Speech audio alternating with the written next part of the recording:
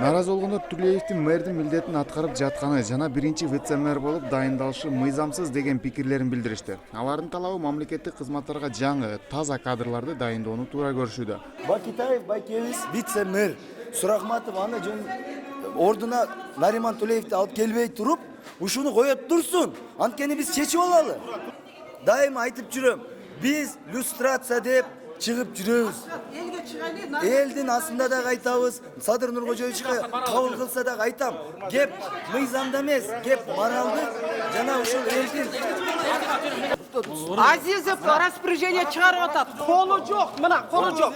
Мен келгенде диалогка отурган кезде ал айтты, распоряжение жок деп айтты. Эл алдына Тулеев чыгып, президенттин милдетин аткарып жаткан премьер-министр Садыр Жапаров кызматтан кетүүгө уруксат берсе кете турганын. Мындан арада иштеши керектесе кызматта калаарын айтып, мэриянын имаратына кирип кетти. Митингге чыккандар мэрияга кирүүгө аракет кылышты, бирок ушул эле жерге Тулеевди колдоп чогулгандар алар менен тирешип, имаратка кирүүгө жол беришкен жок. Алардын арасында эч кимди колдобой, жөн гана мэрия имаратынын коопсуздугу үчүн турган атуулдар да бар.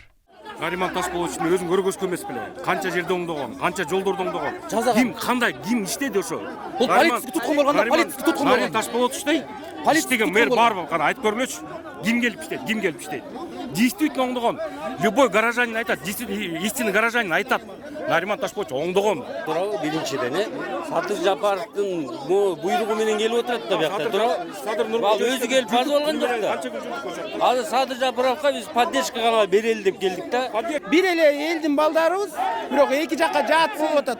Мындай болбойт. Эскерте кетсек, 20-октябрда Бишкектин мэри Азиз Сурахматов кызматын тапшырганын жана биринчи вице-мэр болуп Нариман Тулеев дайындалганы жарыяланган. Мыйзам боюнча мэр кызматтан кеткенде анын милдетин биринчи вице-мэр аткарып калат. Тулеев 20-августта Азиз Сурахматов менен чогуу өткөрүлгөн басма сөз жыйынында өзүнөн соттуулук алынганын жана мурда козголгон кылмыш иштери боюнча жогорку сотко кайрылаарын билдирген.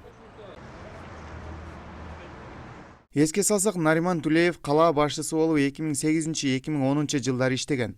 Ага Кытайдан автобустарды сатып алууда мамлекетке 33 миллион сомго жакын зыян келтирген деп. Мындан тышкары таштанды ташуучу унаа сатып алууда мыйзам бузган жана шаардагы бала бакчалардын бирин мыйзамсыз сатып жиберген деп айыпталган болчу. Аны Бишкектин Ленин райондук соту 2013 жылы июлда 11 жылга эркинен ажыраткан.